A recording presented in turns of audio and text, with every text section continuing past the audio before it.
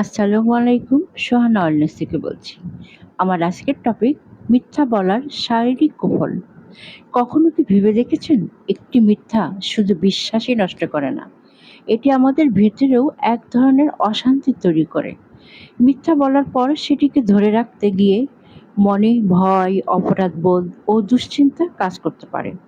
আর দীর্ঘদিনের মানসিক চাপ শরীরের উপরও নেতিবাচক প্রভাব ফেলতে পারে। এখন আমি আপনাদের সামনে কিছু বাস্তব চিত্র তুলে ধরব। সেটা হচ্ছে মিথ্যা বলার শারীরিক কুফল।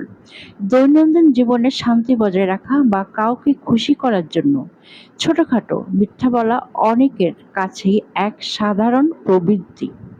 সাইকোলজি টুডে ডট কমে প্রকাশিত প্রতিবেদনের মনস্তাত্ত্বিক গবেষণার তথ্য অনুসারে উল্লেখ করা হয়, 60% মানুষ মাত্র 10 মিনিটের একটি সাধারণ কথোপকথনে গড়ে 2 থেকে 3টি ছোটখাটো মিথ্যা বলে থাকেন।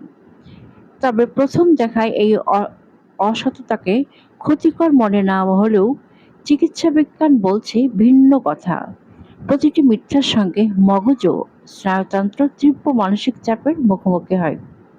হরমোন ও স্নায়ু বিশেষজ্ঞদের মতে অবচেতনে নিয়মিত মিথ্যা বলার অভ্যাস শরীরে দীর্ঘমেয়াদে ও মারাত্মক রোগ ব্যাধির সৃষ্টি করে। উল্লেখ্য, নিয়মিত মিথ্যা বলা মানুষের আয়ু কমিয়ে দেওয়ার মতো এক নীরব শারীরিক সংকট। তাই আমার মতে সত্য বলা সবসময় সহজ না হলেও সত্যর মধ্যে থাকে মানসিক স্বস্তি, আত্মবিশ্বাস ও সুন্দর সম্পর্কের ভিত্তি।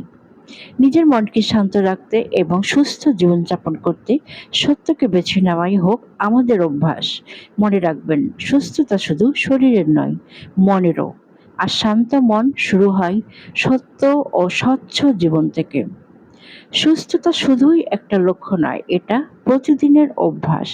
Bangladeshi blogger Sohana wireless. Thanks for watching.